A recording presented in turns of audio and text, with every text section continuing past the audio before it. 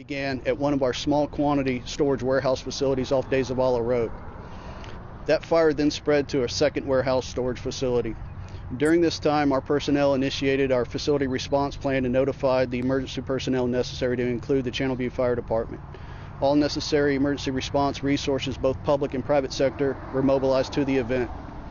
This happened approximately 1600 to 1615 hours yesterday. During this response activities, we conducted a media event at 1800 hours yesterday. At the conclusion of that media event at approximately 1830 hours, we were informed that the fire was extinguished. We have resources on site at that time and continue to do so to conduct air monitoring and to monitor for hot spots as we did throughout the night. A few hot spots were identified and they were immediately extinguished within a matter of minutes throughout the night. To capture what's today's objectives.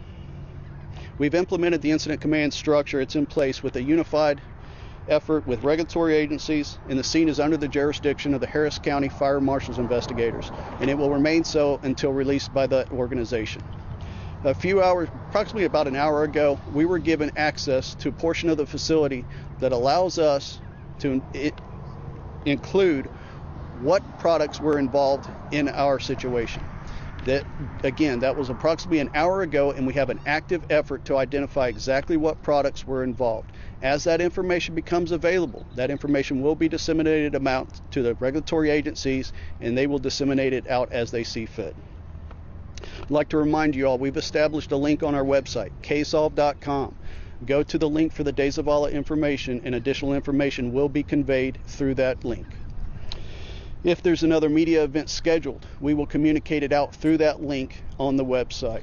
We appreciate your concerns. Our priority remains the protection of the public health, the first responders, and our workforce in general. Thank you for your time.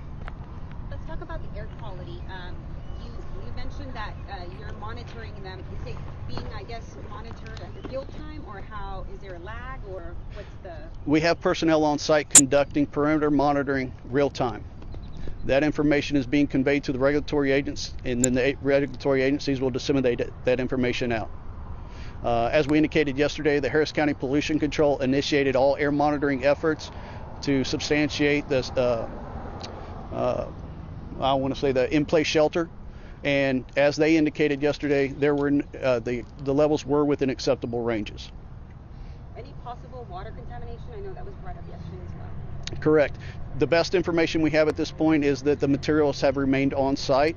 We continue to gather additional information throughout the day. We have a very fluid situation, and it continues to change and will change as more information becomes available. We will disseminate that information out. I don't totally understand what you guys do. Can you sort of explain in just K-Solv Group is a very diversified company inclusive of 3 organizations. K-Solv, Garner Disaster Response Services, which provide disaster response services at the federal and state levels, and OMI Environmental Emergency Response Services that provides environmental emergency response services for both the public and private sector.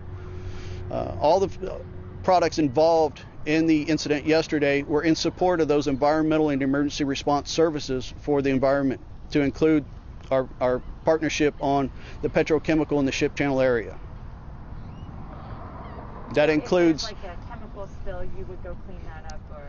Yes, ma'am. That's what we do, and we've had a history in this area of at least 40 years going back. That's those services we've provided to both the public and private sector. How does it feel to now have your own kind of disaster right at home? Well, it's a reality, and we feel confident that we're prepared through the experience we've generated throughout the years, that we can act responsibly to mitigate those hazards as quick as possible. And I think you saw that yesterday, how quick the fire was extinguished, the amount of resources we deployed in a very quick manner, and the response you see to this point. Can you talk about how the employees were evacuated? I was reading some were maybe evacuated by boat. Yes, so you have to understand at this facility, at the De Zavala facility, we have 2 types of operations, a land-based and a maritime-based. The maritime-based operations consist of barge activities. A natural part of our response plan is that boat activities are secured there so that in the event emergency is called, they need to evacuate via waterway, they can do so. They initiated their emergency response plan, acted as such, and left the site via the boats to the secured location. The people on land are employee base that was on our land operations did just the same, but they went to their designated rally point, activating their response plan. I want to remind everyone that with these two separate operations, the only operations that were impacted were our land-based operations with our two small quantity warehouse storages. Our maritime operations with our bulk storage and our barge operations have not been impacted, and they remain operational to date. So the warehouse would have supplies that you've used to do these cleanup activities? Yes, ma'am. The products involved are in support of our emergency and environmental response activities. Sorbents, sorbent pads, sorbent materials. I'm sorry, what's that word? Sorbent. Sorbent pads, sorbent materials in response to support response activities for both hazardous and non-hazardous environmental response activities, in addition to support products for our petrochemical partnership on the ship channel for tank cleaning and activities as such. Do they do tank cleaning in those maritime operations? No, ma'am. Tank cleaning is not done. They do barge activities for the maritime side. What does that mean? The barge activities are in process of reclaiming any unleft product in the barges, reclaiming it for recycling and reprocessing, and preparing the barge for new commodities to be used for. So cleaning the barges? Surfacing the barges, yes, ma'am. And I'm sorry, so you said it was the two small warehouses that support land activities where the fire was, but the barge activities have bulk storage that was unaffected? Correct, ma'am. And they remain 100% operational. And why is it so hard? I mean, this comes up for us in every incident like this. It's so difficult to know what's actually burning. Yeah, that's a good question. So what a lot of people don't realize is this is for us, this is an active distribution facility, and it is ongoing receiving and sending shipments throughout the day, literally minute to minute, hour to hour. When an emergency happens, we initiated an emergency response plan, the facility response plan, and we put emphasis on preservation of life and the health and safety of the public and the first responders. So as such, the most pressing issue is that. Now, when incidents like this happen and the regulatory agencies take control of the site, such as the Harris County Fire Marshal's investigators have authority, we are not allowed access to that until they grant us access.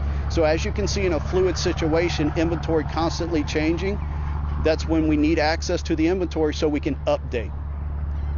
So you don't know day to day what's there? We do know day to day, but like I said, because the ongoing operation literally changes minute to minute, this was an active ongoing distribution activity when this incident occurred. So in order for us to process the most accurate information, we had to have access to the facility to gain that information. We were just granted that access approximately 1 hour ago and are actively processing that information now in conjunction with providing the information to the regulatory officials. So you mean somebody was dropping something off at the time? What do you mean this was an active distribution? I guess I don't know quite how it started. Okay, an active distribution center is shipping and receiving goods and products on a regular basis.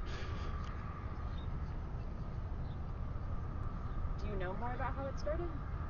At this time, we were under the impression a transfer activity was being conducted on a small quantity scale and an ignition occurred. The investigation is still ongoing to validate that. At this point, we cannot prove that that was the cause, and that's where the investigation will lead us. Transfer of a chemical? A product. A product? Yes, ma'am. From what to what? We believe it was a small quantity transfer from a tote to a drum. A what? From a tote to a drum.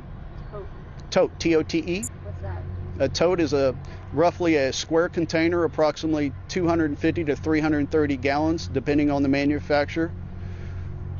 And then Sorry, I know so little about that's this. okay. I hope I'm giving you accurate information that will help you with that. Yeah, I mean, I think we just want to explain to our readers, and I'm sure to their viewers, like, it's just hard to understand what literally happened. Yeah. Yeah, again, and that's what we want to emphasize here is this was not large tanks and large bulks. This was small quantity, again, totes and drums.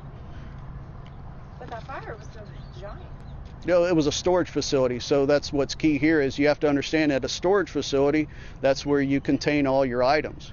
I'll give you an example such as a Walmart distribution center. They keep everything in bulk at their distribution center. It's all there.